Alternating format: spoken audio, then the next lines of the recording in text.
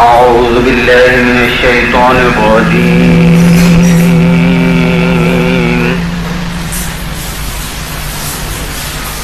بسم الله الرحمن الرحيم.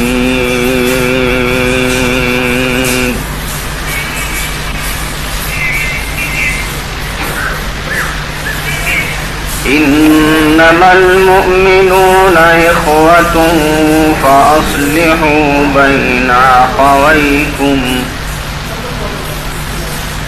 واتقوا الله لعلكم ترحمون.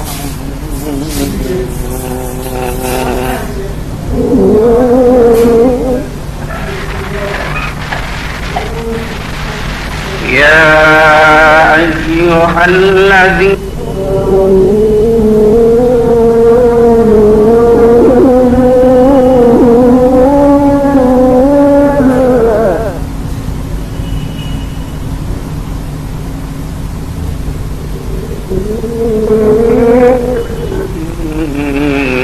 يكونوا خيرا منهم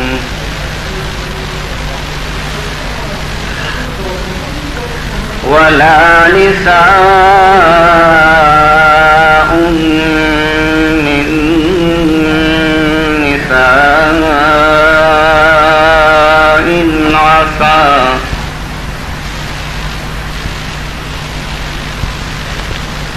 عسى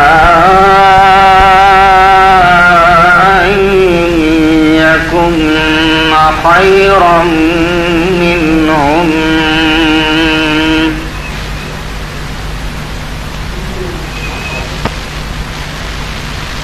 ولا تلمزوا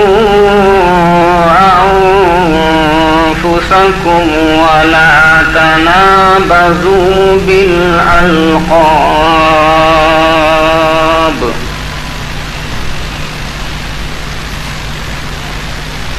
بئس الاسم الفسوق بعد الإيمان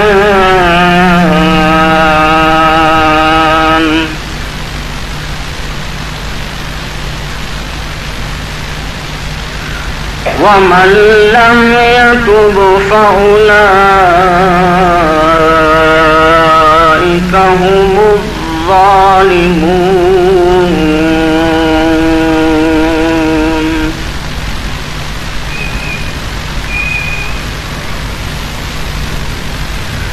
يا أيها الذين آمنوا اجتنبوا كثيرا من الظن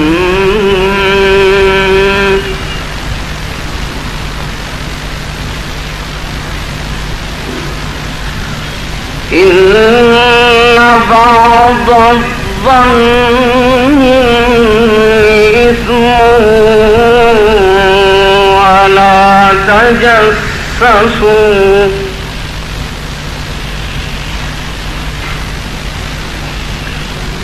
ولا تجسسوا ولا يغتب بعضكم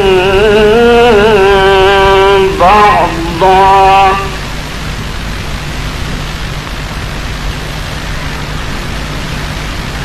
أيحب أحدكم أن يأكل لحم أخيه ميتا فكرهتموه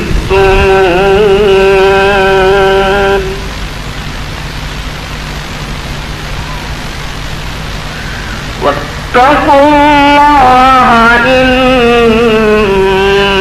الله تواب رحيم.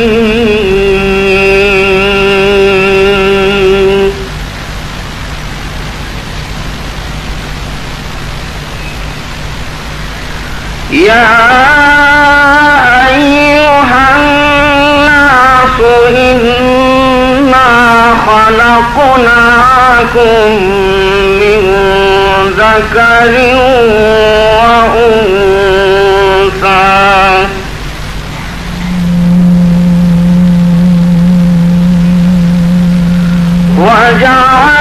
وجعلناكم شعوبا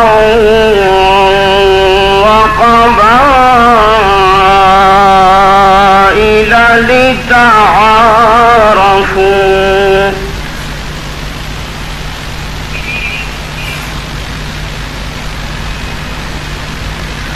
إن أكرمكم عند الله أتقاكم إن الله عليم خبير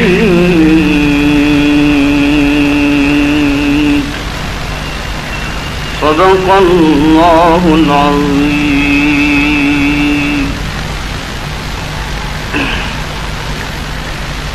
محترم حضرات و خواتین، 26ویں پارے میں سورۃ الحجرات ہے.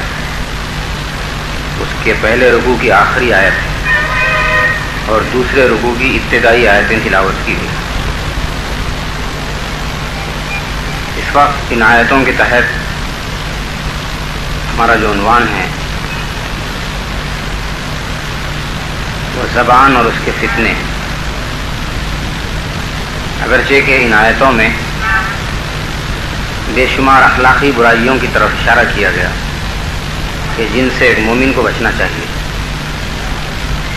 اور زیادہ تر برائیاں جو اس میں گنائی گئی ہیں اور جن سے پرہیز کی تاکید کی گئی ہے ان کا تعلق زبان سے ہے. اس لیے آج ہم تفصیل کے ساتھ عرض کریں گے کہ زبان کے فتنے کیا ہیں، اور یہ کہ زبان کی حفاظت کتنی ضروری چیز ہے. قرآن مجید اور احادیث شریفہ سے پتہ چلتا ہے کہ اللہ تعالیٰ نے انسان کو آنکھ، کان، دل دیے حقائق کو سننے، سمجھنے، دیکھنے کے لیے، اور زبان دی بولنے کے لیے. اور زبان ایک ایسا آلہ ہے جو خیر کا بھی ذریعہ بن سکتا ہے اور شر کا بھی. ہر زبان میں، ہر لغت میں زبان کے کئی محاورے بنائے گئے. اس کی نزاکت، اہمیت کا اندازہ ہوتا ہے. جیسے اردو زبان میں کہتے ہیں کہ فلاں کی زبان بڑی خراب ہے، فلاں کی زبان گندی ہے، یا یہ کہا جاتا ہے کہ فلاں کی زبان میں بڑی تاثیر ہے. اور زبان کی سلپ سے، کے پھسلنے سے کوئی لفظ یا بات ایسی نکل جاتی ہے کہ جس سے کبھی امن قائم ہوتا ہے یا کبھی الٹا اثر ہوتا ہے، جنگ ہو جاتی ہے. سارے اعضاء کو کچھ نہ کچھ بریک لگایا گیا، اس کو ہڈی عطا کی گئی، لیکن زبان ایک ایسا ٹکڑا ہے گوشت کا کہ جس کو ہڈی نہیں ہے، اور اس کو بن بریک چھوڑ دیا گیا ہے اور انسان کو بڑی آزمائش اور امتحان میں ڈال دیا گیا ہے. پہلے ہم ان آیتوں کا مطلب عرض کریں گے، اس کے بعد کہ زبان کی حفاظت یا اس کے فتنوں کے بارے میں تفصیل سے بیان ہوگا. سورۃ الحجرات 26ویں پارے میں واقع ہے. اس میں 2 رکوع ہیں. دونوں رکوعوں میں مومنوں کو ادب سکھلایا گیا ہے پیغمبر صلی اللہ علیہ وسلم کا، اور خود آپس میں ایک مومن کا دوسرے پر کیا حق ہے اور دوسرے کے کیا حقوق اس پر عائد ہوتے ہیں. خاص طور پر ایک دوسرے کے ساتھ حسن سلوک یا ایک دوسرے کی عزت اور آبرو کا خیال رکھنا، اس کے بارے میں تفصیلی احکام کیے ہیں. بعض معاشرتی احکام پر مشتمل صورتیں ہیں، جیسے گھر میں داخل ہوں اس کے آداب کیا ہیں، یا والدین کے کمرے میں حجرے میں جائیں، یا گھر میں ایک دوسرے کے ساتھ گوشہ پردہ خاندان میں. اس قسم کے جو معاشرتی احکام ہیں ان کے لیے بھی بعض صورتیں مختص ہیں، جیسے سورہ نساء ہے، سورہ نور ہے اور سورۃ الاحزاب ہے. اور وہ آداب جو ایک دوسرے سے متعلق ہیں، اور خاص طور پہ نبی اکرم صلی اللہ علیہ وسلم کا ادب و احترام، اس کے بارے میں سورۃ الحجرات خاص طور پہ نازل کی گئی ہے۔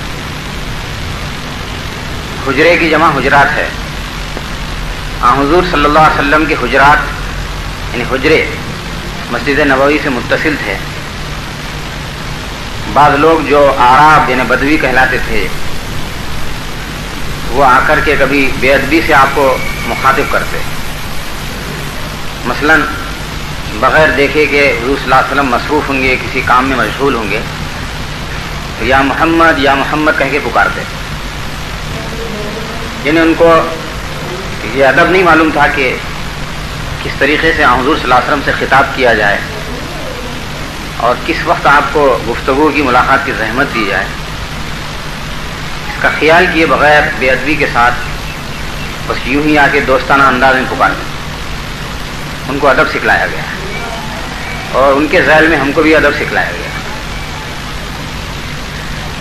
سورۃ الحجرات کا یہی پس منظر ہے کہ حضور صلی اللہ علیہ وسلم سے تکلم یا گفتگو کرنا ہو تو اس کا ادب کیا ہے، آپ کا مقام و مرتبہ کیا ہے۔ جب آپ سے ملاقات کریں یا آپ کی مجلس میں بیٹھیں، یا کہ آپ ہمارے درمیان میں نہ ہو لیکن آپ کی احادیث مبارکہ ہم کو سنائی جائیں، یا آپ کا بابت برکت تذکرہ ہمارے سامنے آئے، اس کا ادب کیا ہے۔ یہاں سورۃ الحجرات کی پوری تفسیر پیش نظر نہیں ہے، بلکہ ہم صرف موٹے موٹے اخلاقی برائیاں جو اس میں گنائی گئی ہیں ان کی طرف اشارہ کرتے ہیں، اور خاص طور پر زبان کے فتنے۔ سورۃ الحجرات میں ابتدا میں فرمایا کہ یا ایھا الذین آمنوا لا تقدموا بین یدی اللہ ورسولہ واتقوا اللہ، ایمان والو اللہ اور اس کے رسول کے مقابلے میں پیش قدمی نہ کرو، یعنی جب تک کہ اللہ اور اس کے رسول صلی اللہ علیہ وسلم کوئی حکم نہ دیں تم اپنے طور پر پوچھنے کی کوشش نہ کرو۔ اللہ اور اس کے رسول صلی اللہ علیہ وسلم خود بتائیں گے کہ کس چیز کا کیا حکم ہے، تم ان سے پہلے پیش قدمی کرنے کی کوشش نہ کرو۔ اور ایک مطلب یہ بھی بیان کیا گیا کہ اللہ اور اس کے رسول صلی اللہ علیہ وسلم جو حکم دے دیں، جو بات بیان کر دیں،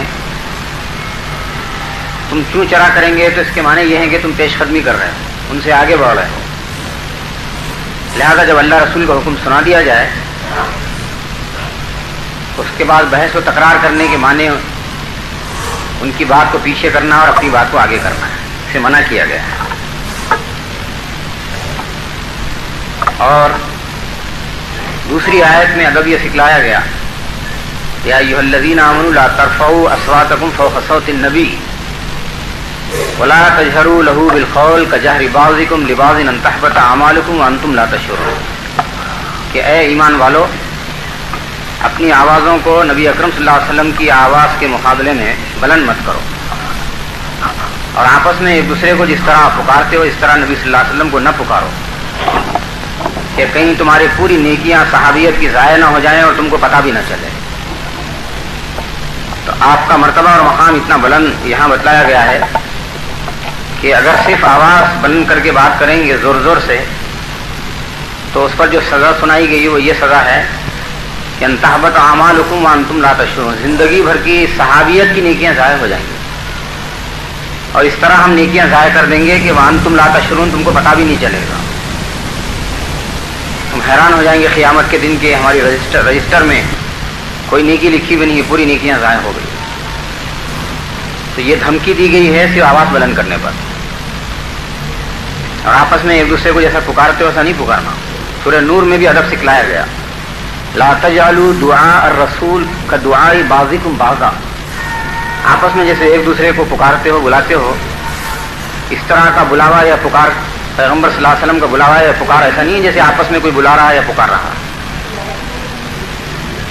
تو غرض یہ کہ رسول اللہ صلی اللہ علیہ وسلم کا ادب سکھلایا گیا۔ حافظ ابن قیم رحمہ اللہ ایک بہت بڑے علامہ گزرے، امام ابن تیمیہ کے شاگرد، وہ اس آیت کے تحت میں لکھتے ہیں کہ حضور کا یہ ادب بتلایا گیا ہے کہ آواز کو بلند مت کرو نبی صلی اللہ علیہ وسلم کی آواز کے مقابلے میں، ورنہ نیکیاں ضائع ہو جائیں گی۔ تو جب حضور صلی اللہ علیہ وسلم کی تعلیمات کو آدمی پس پوچھ ڈال دے، اس کی اہمیت محسوس نہ کرے، تو پھر اس کا کیا مقام؟ مثلا آپ کی حدیث سنائی جائے اور آدمی سنی کو انسنی کر دے، حدیث کی پرواہ نہ کرے، یا یہ کہہ دے کہ میں حدیث کو نہیں مانتا، یا یہ کہے کہ ہوگا وہ قرآن و حدیث میں، لیکن یہ بھی بڑی گستاخی ہے۔ یہ آواز بلند کرنا بھی یہ گستاخی ہے، وہ تو ظاہری ادب ہے۔ اب یہ تو باطنی ادب ہے کہ آپ کی تعلیمات کو غور سے سنیں، سمجھے، سمجھنے کی کوشش کریں، عمل کریں۔ تو حضور صلی اللہ علیہ وسلم کی حدیث جب سنائی جاتی ہے تو اس میں آدمی کے لیے ہدایت کا پیغام ہوتا ہے۔ اگر آپ کی حدیث کو آدمی سننا پسند نہ کرے، یا بے ادبی کے ساتھ سنے، سنی کو انسنی کر دے، یا یہ کہہ دے کہ فلاں حدیث کو میں نہیں مانتا ہے، فلاں بات میری سمجھ میں نہیں آتی ہے، یا فلاں چیز کی حد تک تو میں عمل نہیں کرتا، یا میرے نزدیک اس کی کوئی اہمیت نہیں ہے، یا یہ کہ ٹھیک ہے حدیث تو اپنی جگہ صحیح ہے لیکن میرے لیے یہ اور یہ ہے، تو یہ تمام باتیں گستاخی کے تحت میں آتی ہیں۔ جہاں تک ہو سکے آدمی کوشش کرے کہ حضور صلی اللہ علیہ وسلم کی حدیث کو ادب سے سنے اور سمجھنے کی کوشش کرے علماء کرام سے، حدیث کے ماہرین جو محدثین کہلاتے ہیں، اور حدیث کا وہی مطلب لے جو محدثین مسلسل بیان کرتے آ رہے ہیں، اور ممکنہ حد تک عمل کرنے کی کوشش کرے، عمل نہ کرے تو اپنے قصور کا اعتراف کرے۔ یہ سورہ حجرات میں ادب سکھلایا گیا ہے۔ یہ پوری کی پوری سورت 2 رکوعات پر مشتمل ہے، اور دونوں میں ادب سکھلایا گیا ہے۔ ایک طرف نبی اکرم صلی اللہ علیہ وسلم کا ادب ہے، اور دوسرا ایک مسلمان کے لیے دوسرے مسلمان کا ادب کیا ہو سکتا ہے، دوسرے مسلمان کے حقوق کیا ہیں، ایک مسلمان کے لیے دوسرے کی عزت اور آبرو ریزی، بے عزتی آبرو ریزی کرنے سے اس کو منع کیا گیا ہے۔ اسی میں ایک ہدایت یہ بھی دی گئی ہے کہ کوئی اطلاع یا خبر تم تک فاسق آدمی پہنچائے تو اس کی تحقیق کر لو۔ کوئی ایسے ذریعے سے اطلاع یا خبر ملی جو ناقابل بھروسہ، ناقابل اعتماد ہے، تو اس کو قبول مت کر لو، اس کی تحقیق کر لیا کرو۔ کہ فاسق و فاجر نے کوئی خبر دی اور تم نے قبول کر لیا، محض اخبار میں پڑھ کے قبول کر لیا، جبکہ اخبارات زیادہ تر یہودیوں کے ہاتھ میں، دشمنان اسلام کے ہاتھ میں، یا کسی سے کوئی بات سن لی اور فوراً ایمان لا لیا، قبول کر لیا، یا کوئی بات انتہائی اہم اور نازک ہے، بلا تحقیق کے قبول بھی کر لیا، یقین بھی کر لیا، اور کو پھیلا بھی رہا ہے، تو فرمایا کہ تحقیق کر لو کہ بعد میں تم کو ندامت و شرمندگی نہ ہو۔ یہ بھی ادب سکھلایا گیا ہے۔ اور یہ بھی ہدایت دی گئی کہ 2 مسلمان یا مسلمانوں کے 2 گروہ آپس میں لڑ لیں تو ان کو ملا دو، ان میں صلح صفائی کراؤ، یہ بہت بڑی نیکی ہے۔ اور اسلامی حکومت کو اختیار دیا گیا ہے کہ 2 گروہوں میں صلح کرانے کی کوشش کی جائے، جو بغاوت پر، ضد پر تل جائے تو فقاتلو، اس کو قتل بھی کر سکتے ہو۔ جو بغاوت پہ، سرکشی پہ تل جائے اور ضد پہ اڑ جائے، اس کا اختیار دیا گیا ہے۔ اور پہلے رکوع کی آخری آیت جو ہم نے تلاوت کی ہے، اس میں فرمایا کہ تمہارا آپس میں رشتہ اور تعلق کیا ہے، ایک دوسرے کے حقوق کیا ہیں۔ انما المؤمنون اخوۃ، بے شک مسلمان آپس میں بھائی ہیں۔ فاصلحوا بین اخویکم، اپنے 2 بھائیوں کے درمیان میں اصلاح کرا دو، ملاپ کرا دو، صلح صفائی کرا دو، دونوں کو جوڑ دو۔ واتقوا اللہ لعلکم ترحمون، اور اللہ کا تقوی اختیار کرو شاید کہ تم پر رحم کیا جائے۔ یہاں فرمایا کہ اللہ تعالیٰ بندوں پر رحم کرے گا بشرطے کہ آپس میں ایک دوسرے کا احترام کریں، اور 2 بھائی لڑ لیں تو ان میں صلح کرا دیں۔ بہت بڑی خوشخبری دی گئی کہ تم صلح کرا دو، اور اللہ سے ڈر کر کے ایک دوسرے کی صلح ہو جائے تو پھر لعلکم ترحمون، اللہ تعالیٰ تم پر رحم کرے گا۔ دوسرے رکوع کی ابتدا اس طرح ہوتی ہے، یا ایھا الذین آمنوا، ایمان والو، لا یسخر قوم من قوم عسى ان یکونوا خیرا منہم۔ یا ایھا الذین آمنوا میں مردوں اور عورتوں دونوں کو خطاب کیا جاتا ہے۔ عربی میں مردوں کے لیے الگ صیغے ہیں، عورتوں کے لیے الگ ہیں، لیکن جہاں مردوں اور عورتوں کو دونوں کو خطاب کرنا ہوتا ہے بیک وقت، تو وہ صیغے استعمال کیے جاتے ہیں جو مردوں کے لیے استعمال ہوتے ہیں۔ اس یا ایھا الذین آمنوا میں مردوں عورتوں دونوں کو خطاب ہے۔ لا یسخر قوم من قوم عسى ان یکونوا خیرا منہم، ایک گروہ دوسرے گروہ کا مذاق نہ اڑائے، شاید کہ جن کا مذاق تم اڑا رہے ہو وہ تم سے بہتر ہو۔ اس کے بعد پھر عورتوں کا الگ ذکر کیا۔ اس سے اس کی اہمیت معلوم ہوتی ہے کہ مسخرہ پن، مذاق اڑانا، تحقیر و تذلیل کرنا عورتوں میں نسبتاً زیادہ ہوتا ہے، اس لیے عورتوں کا الگ تذکرہ فرمایا، اگرچہ کہ یا ایھا الذین آمنوا میں مرد اور دونوں شامل ہیں۔ ولا نساء من نساء عسى ان يكن خيرا منهن. تاکیداً عورتوں کا علیحدہ ذکر کر کے فرمایا کہ عورتوں کے لیے بھی جائز نہیں ہے کہ دوسری عورتوں کا مذاق اڑائیں. شاید کہ جن عورتوں کا تم مذاق اڑا رہی ہو وہ تم سے بہتر ہے اللہ کے نگاہ.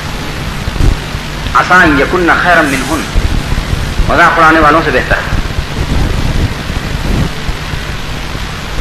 اور دوسری ہدایت یہ دی گئی ولا تلمزوا انفسکم, ایک دوسرے کو عیب نہ لگاؤ. اس کی بڑی لمبی تشریح ہے, عیب لگانے کے کیا کیا طریقے ہوتے ہیں. یہاں فرمایا کہ ایک دوسرے کو عیب نہ لگاؤ.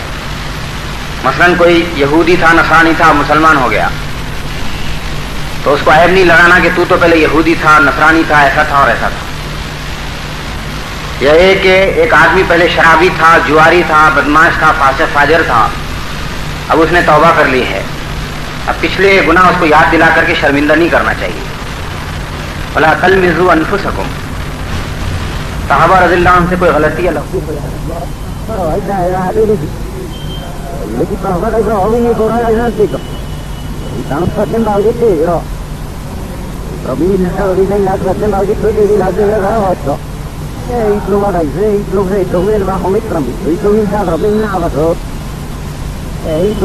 جاتے ہیں تو نہایت ہی احتیاط کے ساتھ تذکرہ کرنا چاہیے لڑکی کا, لڑکی کے گھر والوں کا.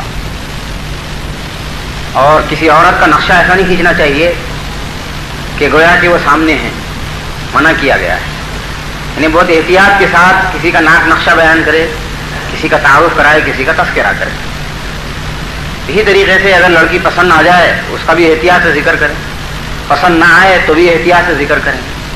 اور یہ تو بہت بری بات ہے کہ ان کے پاس کھائیں پئیں اور ان کے سامنے کچھ بولیں, وہاں سے ہٹنے کے بعد ان کی برائی بیان کریں, جیسا کہ عورتوں کی عادت ہوتی ہے کہ ایک لڑکی دیکھنے کے لیے 200 گھر تلاش کرتے ہیں اور 200 جگہ کھاتے پیتے ہیں اور 200 گھرانوں کو بدنام کرتے بھی رہتے ہیں. ولا تلمزوا انفسکم, الزام نہ لگاؤ. اور کوئی عورت کسی پر عیب لگاتے وقت یہ بھی نہیں سوچتی ہے کہ میں جو برائی بیان کریں اس سے بڑے عیب تو خود میرے اندر ہیں. اگر میں کسی دوسرے کو عیب لگاؤں تو دوسرے ہی مجھے عیب لگا سکتے ہیں. بے عیب صرف خدا کی ذات ہے, کوئی آدمی عیب سے خالی نہیں ہے. اب کسی کو گڈھا کہہ دیا, کسی کو لمبا کہہ دیا, کسی کو کالی کہہ دیا, کالا کہہ دیا, کسی کو ایسا کہہ دیا, کسی کو ویسا کہہ دیا, تو اس لیے یہاں مردوں کے علاوہ خاص طور پہ عورتوں کا الگ ذکر فرمایا. مردوں اور عورتوں کو جائز نہیں ہے کہ اس طریقے سے ایک دوسرے پہ لان تان کریں, ایک دوسرے کو عیب لگائیں. ایسے ہی جو ہے ماں باپ کو بھی نہیں چاہیے کہ اولاد کو اس انداز میں پکارے کہ بچوں میں ماں باپ کے بارے میں حقارت پیدا ہو.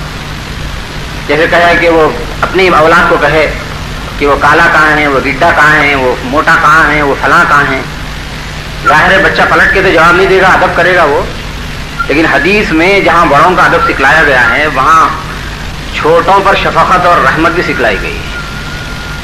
پوری حدیث یہ ہے من لم یوقر کبیرنا ومن لم یرحم صغیرنا فلیس منا. جو بڑوں کی عزت نہ کرے اور چھوٹوں پہ رحم نہ کرے وہ ہم میں سے نہیں. تو یہاں سے بڑوں کا تذکرہ نہیں ہے کہ بڑوں کا ادب کرو, بڑوں کی عزت کرو, چھوٹوں کا بھی ذکر کیا گیا کہ چھوٹوں پہ رحم نہ کرے. حضور صلی اللہ علیہ وسلم بچوں کو بھی خطاب کرتے تو بڑی احتیاط کے ساتھ کرتے تھے. یہی تو ہم کہتے ہیں کہ زبان کا جو استعمال ہے, چاہے وہ اپنی بیوی کے لیے ہو, بچوں کے لیے ہو, رشتہ داروں کے لیے, دوستوں کے لیے, چھوٹوں کے لیے, بڑوں کے لیے, بڑا نازک آلہ ہے یہ زبان اور بڑے احتیاط کی ضرورت ہے اس کی. اور اللہ تعالیٰ نے اس کی حفاظت کے لیے دانتوں کی خلے عطا کیے اور ہونٹوں کا گیٹ عطا کیا اس کو. پہلے تو ہونٹ جو ہے گیٹ کی مانند ہے اور دانت خلے کی مانند ہے, اس میں زبان محفوظ رہتی ہے. اور جیسے وہ محفوظ رہتی ہے ویسے وہ نازک بھی ہوتی ہے. اور نو کی زبان کے اوپر جو ہے لاکھوں کروڑوں حروف ہوتے ہیں. قرآن مجید کو آپ دیکھ لیجیے 3.25 لاکھ حروف ہیں. 3.25 لاکھ حروف ایک حافظ کی زبان پہ ہوتے ہیں. اور اس کے علاوہ لاکھوں چیزیں ہوتی ہیں نو کی زبان پر. تو یہ کیسا آلہ ہے کہ اس چھوٹے سے آلے کے اندر کروڑوں الفاظ کو, حروفوں کو بھر دیا گیا ہے. اور پھر اس کا تعلق دماغ سے, دل سے رکھا گیا کہ آدمی پہلے سوچتا ہے, خواہش کرتا ہے, اس کے بعد بولتا ہے. اور اس کی حفاظت کے لیے دانت عطا کیے, ہونٹ عطا کیے. اور ایک دوسری نزاکت یہ رکھی کہ وہ بولتی بھی ہے, مزہ بھی بتلاتی ہے. سائنس ہم کو تحقیق کر کے بتاتی ہے کہ ایک زبان میں 10,000 خانے ہوتے ہیں. 30,000 کھانے ہوتے ہیں، یعنی ایک زبان میں 30,000 کھانے ہوتے ہیں، اور ایک ہی وقت میں زبان میں یہ صلاحیت ہے کہ وہ 10,000 مزے بتلا سکتی ہے، الگ الگ 10,000 مزے بتلا سکتی ہے۔ ایک ایسا عجیب و غریب آلہ ہے کہ نو کے زبان کا ٹیسٹ الگ ہوتا ہے، اسی چیز کو زبان کی سیدھی طرف رکھو مزہ بدل جاتا، اسی چیز کو بائیں طرف رکھو مزہ بدل جاتا، درمیان میں رکھو مزہ بدل جاتا۔ یہ عجیب و غریب آلہ ہے، اور اللہ تعالیٰ سائنس کو جو ہے متوجہ کرتے ہیں کہ دیکھو ہم نے کیسی زبان تم کو عطا کی، اور ایسے ہی ہونٹوں کے اندر اللہ تعالیٰ نے جو نزاکتیں رکھی ہیں وہ بھی جو ہے قابل تعجب ہے۔ احسان جتایا قرآن میں، الم نجعل لہ عینین، 2 آنکھیں نہیں دی ہم نے، دیکھو آنکھوں کا نظام کتنا نازک ہے، ولسانا، زبان نہیں دی ہم نے، دیکھو آنکھوں کی برکت کیا ہے، زبان کی اہمیت کیا ہے، اور شفتین، 2 ہونٹ عطا نہیں کیے، الم نجعل لہ عینین، کیا 2 آنکھیں نہیں بنائی ہم نے، ولسانا نے زبان، اور شفتین، اور 2 ہونٹ، کتنی اہم ترین چیزیں یہ غور کرنے کے بعد، 2 آنکھیں، 2 ہونٹ اور 1 زبان۔ احسان جتایا اللہ نے کہ کتنی بڑی قدرت چھپی ہوئی ہے اور کتنا بڑا احسان چھپا ہوا ہے۔ تو غرض یہ کہ فرمایا کہ مردوں کے لیے جائز نہیں ہے کہ دوسروں کا مذاق اڑائیں، عورتوں کے لیے جائز نہیں ہے کہ دوسروں کا مذاق اڑائیں، شاید کہ جن کا تم مذاق اڑا رہے ہو وہ تم سے بہتر ہے اللہ کی نگاہ۔ اور فرمایا کہ ولا تلمزوا انفسکم، ایک دوسرے کو عیب نہ لگاؤ۔ اس کے بعد فرمایا ولا تنابزوا بالالقاب، ایک دوسرے کو القاب سے نہیں پکارنا، مثلا کسی کو یہودی بول کے پکار رہا ہے، کسی کو بدعتی بول کے پکار رہا ہے، کسی کو مشرک بول کے پکار رہا ہے، کسی کو وہابی بول کے پکار رہا ہے، یعنی کسی نہ کسی کا نام برابر رکھا گیا ہے، اور کوئی ایسا نہیں ہے کہ جس کا کوئی نام نہ رکھا گیا ہو۔ مسلمان کو مسلمان کے نام سے پکارنا چاہیے، ارے وہ تو وہابی ہے بولے، ارے وہ تو بدعتی ہے بولے، ارے وہ تو مشرک ہے، ارے وہ تو کافر ہے۔ فقہا نے ایک مسلمان کا دوسرے مسلمان کے لیے جو ادب ہوتا ہے اس کے تحت میں بڑے نازک مسائل بتائے ہیں، جس میں انہوں نے لکھا ہے کہ کسی پہ لان تان کریں تو متعین کر کے نہ کریں، عمومی انداز میں کریں، مثلا لعنت ہو جھوٹوں پر، لعنت ہو کافروں پر، عمومی انداز میں، جنرل انداز میں، کسی کا نام لے کر کے باضابطہ طور پر متعین کر کے لعنت نہیں بھیجنا چاہیے۔ اور اسی طریقے سے کسی کافر کو کافر بول کے پکارنا بھی منع کیا گیا ہے کہ انسانی احترام کے خلاف ہے۔ کوئی کافر آپ کا دوست ہو سکتا ہے، اس کے آپ کے معاملات ہوتے ہیں، کاروبار ہوتے ہیں، اور اس کو قریب کرنا ہے، اپنے اخلاق کا اثر ڈالنا ہے، وہ ہے کافر لیکن بہرحال انسان ہے، آدم کی اولاد ہے، اور اس لحاظ سے اس کو بھائی کہنا چاہیے، چاہے کہ اس کو اے یہودی، اے کافر، اے مشرک بول کے پکارے۔ حدیث میں آتا ہے کہ مومن کو برا بھلا کہنا گناہ کی بات ہے، اور اس کو قتل کرنا کفر ہے۔ برا بھلا کہنا فسق ہے، گناہ ہے، اور قتل کرنا اس کو کفر ہے۔ ومن یقتل مؤمنا متعمدا، جو عمدن کسی مومن کو قتل کرے، فجزاؤہ جہنم، اس کا بدلہ جہنم ہے، خالدا فیہا، ہمیشہ جہنم میں رہے گا۔ وغضب اللہ علیہ ولعنہ واعد لہ عذابا مہینا، خدا کا غضب ہے، خدا کی لعنت ہے اس کے اوپر، اور ہم نے ذلت کا عذاب اس کے لیے تیار کر رکھا ہے جو کسی مومن کو قتل کرے عمدن۔ ومن یقتل مؤمنا متعمدا، عمدن کوئی مومن کو قتل کرے، فجزاؤہ جہنم خالدا فیہا وغضب اللہ علیہ ولعنہ واعد لہ عذابا مہینا۔ تو اس طریقے سے ایک عام آدمی کا احترام بھی سکھلایا گیا، اور خاص طور پر ایک مومن کے لیے بہت زیادہ احترام سکھلایا گیا۔ 45 کا آئے گا، 45 46 پہ 50 پر بھی اگر اس کو بس پورا نظام آتا ہے بس اور کچھ نہیں کرنا کہ مومن پر نظر پڑے، سلام کرنا، اس میں سے ریکارڈ مسکرا کے ملنا، مصافحہ کرنا، مخصوص اوقات میں معانقہ کی مدد کرنا، خدا حافظ کے آداب سکھلائے گئے، بیٹھنے کھڑے رہنے کے آداب سکھلائے گئے۔ اتنے تفصیلی احکام اور آداب زندگی کے کسی مذہب نے ہم کو نہیں بتلائے، اور افسوس ہے کہ بد اخلاقی اور بے ادبی میں ہم ہی زیادہ مشہور ہیں۔ تو یہ ہدایتیں یہ بتلاتی ہیں کہ مسلمان کے لیے دوسرے مسلمان کی عزت کا بہت زیادہ احترام کرنے کی ضرورت ہے۔ قرآن میں تو آتا ہے کہ اگر کسی کے بارے میں کوئی غلط اطلاع ملے، فوراً جھٹلا دینا پہلے اس کو، اور اچھا گمان کرنا کہ فلاں آدمی ایسا کر ہی نہیں سکتا، فلاں آدمی سے غلطی نہیں ہو سکتی ہے، لولا اذ سمعتموه ظن المؤمنون والمؤمنات بانفسهم خيرا وقالوا هذا افك مبين. حضرت عائشہ صدیقہ رضی اللہ عنہا پہ تہمت لگائی. کہا گیا کہ سنتے ہی تم نے یہ کیوں نہیں کہہ دیا کہ یہ تو جھوٹا بہتان ہے، یہ ایسا نہیں ہو سکتا ہے، ہم تو عائشہ صدیقہ کے بارے میں اچھا گمان کرتے ہیں، ایسا تم نے گمان کیوں نہیں کیا؟ قرآن مجید میں تاکید کی گئی ہے کہ مومنون والمومنات، مومن مردوں اور مومن عورتوں کو کسی دوسرے مومن مرد یا عورت کے بارے میں اچھا گمان کرنا چاہیے، بدگمانی سے منع کیا گیا ہے. دوسرے الفاظ میں ایک مسلمان کا دوسرے مسلمان پر یہ حق ہے اور دوسرے مسلمان کے ساتھ سلوک کی کم سے کم یہ شرط ہے کہ وہ ایک دوسرے کے ساتھ حسن ظن کا معاملہ کرے، اچھا گمان رکھنا. یہ مسلمان سے محبت اور تعلق سے کم جو ہے انہیں سے کم شرط رکھی گئی ہے کہ ایک دوسرے کے ساتھ حسن ظن رکھنا، ایک دوسرے کے ساتھ اچھا گمان کرنا. تو فرمایا کہ ایک دوسرے پر عیب نہ لگاؤ اور ایک دوسرے کو برے القاب سے نہیں پکارنا. ولا تنابزوا بالالقاب. تو کسی نے وہاں بھی کہہ دیا، اس کے جواب میں اس نے بدعت ہی کہہ دیا. اس قسم کے القاب اللہ رسول کو پسند نہیں ہے. اور اکثر اوقات ایسا ہوتا ہے کہ آدمی گالی کے طور پر ایک لفظ بولتا ہے، اسی کے اوپر الٹتی ہے وہ چیز. مثلا بچے کو حرامزادہ آپ کہہ دیں تو بچے کو تو گالی نہیں لگتی، گالی تو آپ کو لگتی ہے کہ آپ کا نکاح نہیں ہوا. اس لیے احتیاط کرنا چاہیے. اور حدیث میں آتا ہے کہ اپنے ماں باپ کو گالی مت دو. لوگوں نے کہا کہ اپنے ماں باپ کو کوئی بھی گالی نہیں دیتا، تو آپ نے فرمایا کہ تم دوسروں کے ماں باپ کو گالی نہیں دیتے، جب دیتے ہو تو وہ پلٹ کے تمہارے ماں باپ کو دیتے ہیں، اور اس طریقے سے پلٹ کر وہ گالی تمہارے ماں باپ کی طرف آتی ہے. تمام ہدایتیں یہ بتلاتی ہیں کہ ایک مومن کو زبان کا بڑا خیال رکھنا چاہیے اور ایک کافر کا بھی احترام کرنا، اور خاص طور پہ مومن اور مسلم کا تو بہت زیادہ احترام کرنے کی ضرورت ہے. اسی لیے حضور صلی اللہ علیہ وسلم، صحابہ رضی اللہ عنہم، اولیاء اللہ، علماء کرام، بزرگان دین اور عام جو مومن ہوتے ہیں ان کا درجہ بدرجہ ادب سکھلایا گیا ہے. ہر ایک کا درجہ بدرجہ ایک ادب بتلایا گیا ہے. مثلا حضور صلی اللہ علیہ وسلم کے نام کے ساتھ ہم صلی اللہ علیہ وسلم کہتے ہیں. صحابہ کا یہ ادب سکھلایا گیا کہ ان کے نام کے ساتھ رضی اللہ عنہ کہتے ہیں.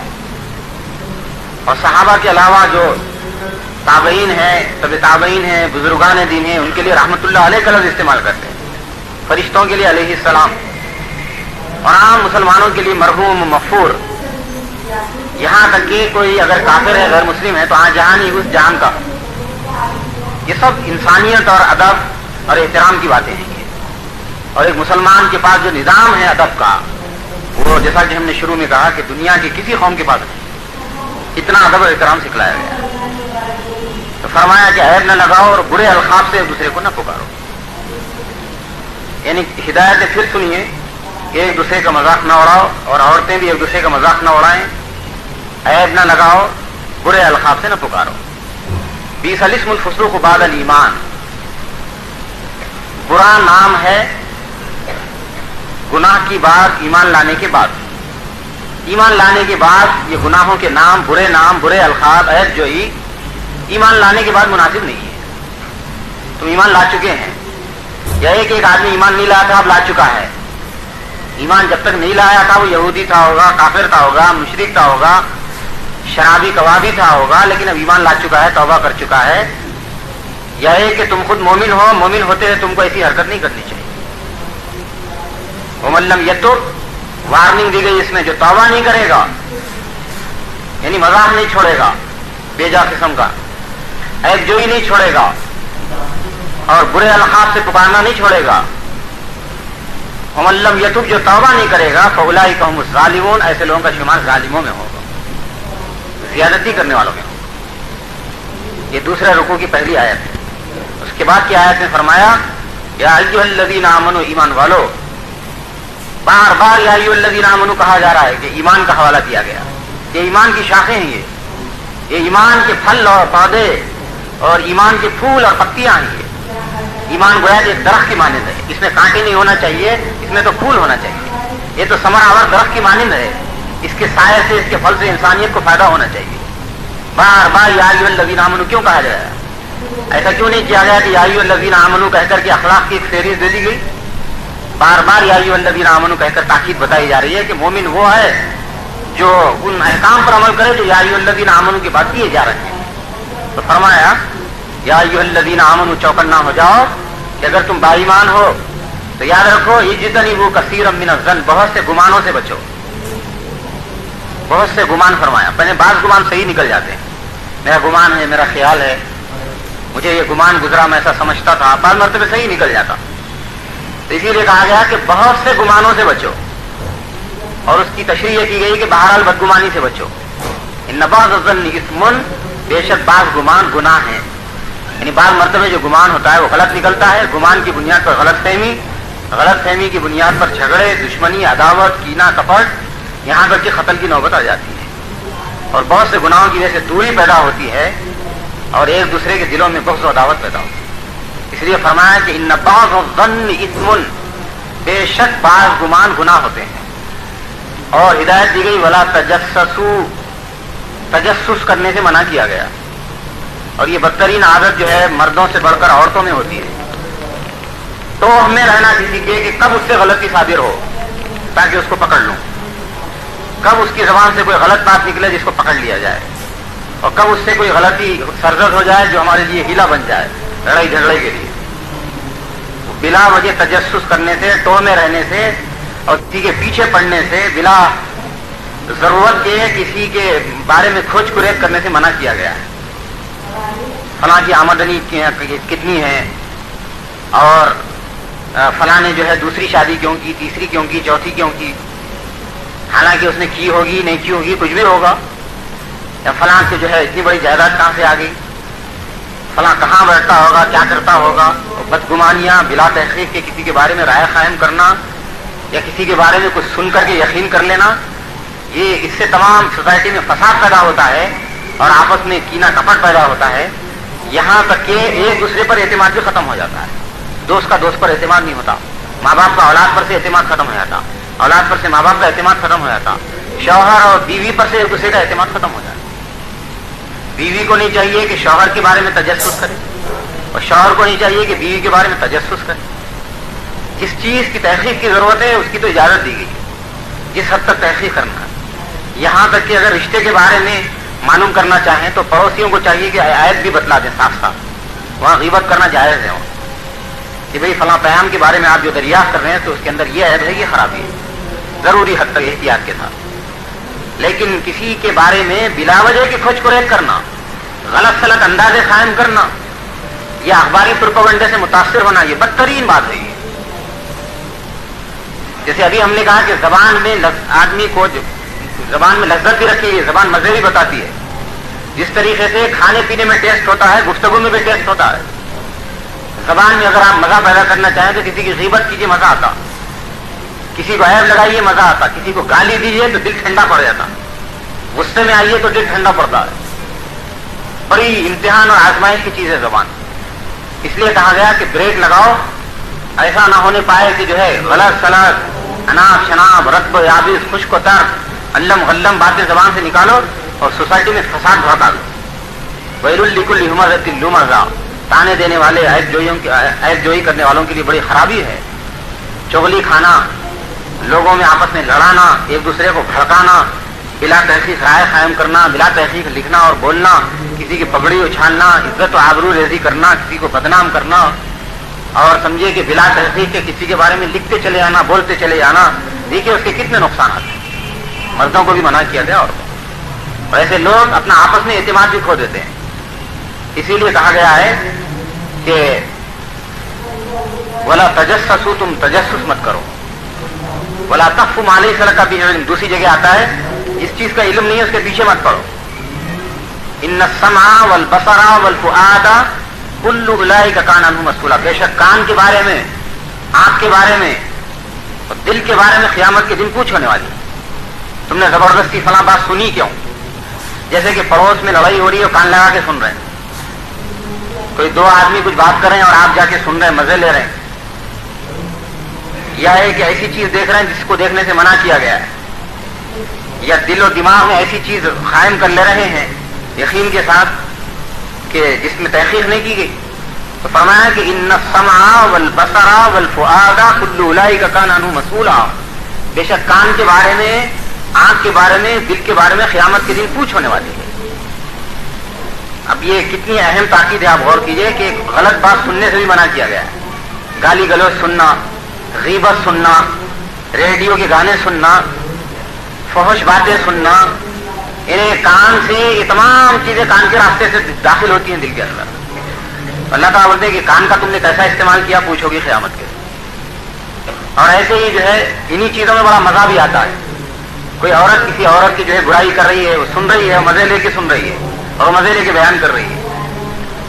मर्दों की महफिल है, होटल में बैठे हुए हैं, चबूतरे पे बैठे हुए हैं, ड्राइंग रूम में बैठे हुए हैं, दस्तरखान पे बैठे हुए हैं, खाने का मजा अलग ले रहे हैं, गुफ्तगू का मजा अलग ले रहे हैं, किसी का मजाक उड़ा रहे हैं, किसी की इज्जत और आबरूरेजी कर रहे हैं, किसी का आयत जाहिर कर रहे हैं।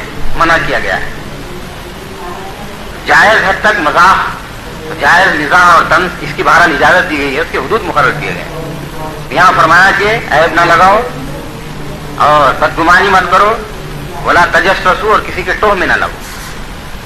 और अहम हिदायत आखिर में दी गई कि वो अहम है लेकिन उसको आखिर में रखा गया, तो ये मत समझो कि सबसे आखिर में है, बहुत ज्यादा अहमियत है उसकी, यानी last but not be least है। वो लास्ट है लेकिन लीस्ट नहीं है, वो मामूली मत समझो उसको। फरमाया वला यग़तब बाज़ुकुम बाज़ा, तुम में से एक दूसरे की गीबत ना करे। वला यग़तब बाज़ुकुम बाज़ा, यानी पीठ पीछे बुराई करना। अगर किसी में ऐब देखो तो बयान कर दो और पीछे वही बात बोलो जो सामने बोलते हो, सामने वही बात बोलो जो पीछे बोलते हो। लेकिन सामने तो हिम्मत नहीं हो रही है और लोग कहते हैं कि भाई उनके सामने तो आके बोलो, मुलाकात तो करो, मिलो तो सही, तहकीक तो करो, हिम्मत नहीं करते आगे। अखलाकी तौर पे बुज़दिल होते हैं ऐसे लोग, कमीनापन होता है, रज़ालत है ये कि सामने आकर हिम्मत न करे बात करने की और पीठ पीछे बुराई बयान करे और पब्लिक में उसको उछाले, मजलिसों में उसका जिक्र करे। तो इसलिए कहा गया कि ये जो बुराई है, पीठ पीछे बुराई करना, गीबत जिसको बोलते हैं, अयुहिब्बु अहदुकुम अन याकुल लहमा अखीहि मैतन फकरिहतुम, क्या तुमने कोई पसंद करेगा कि अपने मरे हुए भाई का गोश्त खाए? तुम ना पसंद करो। हुज़ूर सल्लल्लाहु अलैहि वसल्लम ने प्रैक्टिकल मिसालों से इसको समझाया। जैसे जा रहे थे सहाबा के साथ, एक मरा हुआ गधा मिला रास्ते में, पूछा हुज़ूर सल्लल्लाहु अलैहि वसल्लम ने कि कोई इसका गोश्त खाएगा? तो कहा कि अल्लाह के रसूल, कोई शख्स पसंद नहीं करेगा कि मरे हुए गधे का गोश्त खाए। तो आपने फरमाया कि अपने भाई की पीठ पीछे बुराई करना मरे हुए गधे का गोश्त खाने से बदतर है। दो औरतों को लाया गया जो रोजे की शिद्दत से बेताब हो रही थी, बेचैन हो रही थी। हुज़ूर सल्लल्लाहु अलैहि वसल्लम ने लगन मंगवाया, खैर करवाई, उन्होंने खैर किया, खून निकला। तो मतलब यह है कि हुजूर ने बताया कि ये गीबत करती थी रोजा रख के, और गीबत करना गोश्त खाना है मरे हुए भाई का। कै में निकाला, उसको बताया आपने, और फरमाया कि हलाल से इन्होंने सहरी की और हराम से इफ्तार किया। ये 1 महीने तक रोजे के जरिए जो मश्क होती है जबान पर कंट्रोल करने की, उसकी अलामत यह है कि वो रोजे उस वक्त कबूल होते हैं जबकि ये जबान और शर्मगाह की हिफाजत, खाने पीने की हिफाजत जो रमजान में मश्क होती है 11 महीने तक बाकी रहे। ये नहीं कि रोजे की हद तक गीबत मत करो और रोजा खत्म होने के बाद इजाजत है, ये मतलब ये तो ऐसी बात है जैसे कोई कहे कि मस्जिद में गाली मत दो, तो जलील से जलील आदमी मस्जिद में गाली नहीं देता। तो यहाँ मश्क कराई जा रही है कि मस्जिद में भी गाली मत दो, तो लोगों ने इसका मतलब ये लिया कि मस्जिद में नहीं दे सकते, अलबत्ता बाहर निकलने के बाद दे सकते। तो कहा गया कि रमजान में गीबत मत करो रोजे की हालत में। तो रोजे में तो हम बचाते हैं अपनी जुबान को, लेकिन उसका मतलब ये लेते हैं कि रोजा खत्म होने के बाद इजाजत है। तो हुज़ूर सल्लल्लाहु अलैहि वसल्लम ने फरमाया कि मरे हुए भाई का गोश्त खाना है मरे हुए गधे का गोश्त खाने से बदतर है। कुरान मजीद में आता है अयुहिब्बु अहदुकुम अन याकुल लहमा अखीहि मैतन फकरिहतुम, गीबत मत करो एक दूसरे की, कि क्या तुम में कोई शख्स पसंद करेगा कि अपने भाई का मरे हुए गोश्त खाए? फकरिहतुम, तुम नापसंद करो। आखिर में फरमाया वत्तकुल्लाह, अल्लाह से डरो, इन्नल्लाह तव्वाबुर रहीम, बेशक अल्लाह ताला तौबा कबूल करने वाला, रहम करने वाला है। यानी ये जो बुराइयां अखलाकी गिनाई गई हैं जिनसे परहेज करना जरूरी है, जो एक दूसरे की इज्जत एहतराम के खिलाफ है, इनके बारे में तुम अल्लाह से डरो और इन बुराइयों को छोड़ दो, तौबा करो। अल्लाह तव्वाब है, रहीम है, तौबा को कबूल करा, तुम्हारे हाल पर रहम करो। साहबा रज़ियल्लाहु अन्हुम ने हिदायतों पर पूरा अमल किया और एक आला तरीन और पाकीज़ा सोसाइटी का नमूना उन्होंने पेश किया है, जिसके नतीजे में या ताल्लुकात मजबूती इस्तेहकाम कब पैदा होता है? जबकि एक दूसरे से मोहब्बत करें, और मोहब्बत के लिए कम से कम तकाजा ये है कि हुस्न ज़न से काम लें, अच्छा गुमान करें। اور ان موٹی موٹی برائیوں سے بچے، یعنی مسخرہ نہ کرے بلا وجہ، مذاق نہ اڑائے، تحقیر و تفضیل نہ کرے، اور عیب جوئی نہ کرے، القاب سے نہ پکارے، بدگمانی نہ کرے، الزام تراشی سے پرہیز کرے، غیبت نہ کرے، تجسس نہ کرے، وغیرہ وغیرہ۔ جب تک ان موٹی موٹی برائیوں کو نہ چھوڑا جائے، آدمی نہ مومن متقی بن سکتا ہے، نہ یا ایھا الذین آمنوا میں اس کا شمار ہو سکتا ہے۔ یہ ادب ہے جو سورہ حجرات میں سکھلایا گیا ہے، اور ان قیمتی باتوں کو فریم میں لگانا چاہیے، بار بار اس آئینے میں اپنی صورت دیکھتے رہنا چاہیے۔ اب ایک حقیقت پر غور کیجیے اور اصل موضوع کی طرف ہم آتے ہیں۔ برائیاں ظاہری الگ ہوتی ہیں، باطنی الگ ہوتی ہیں۔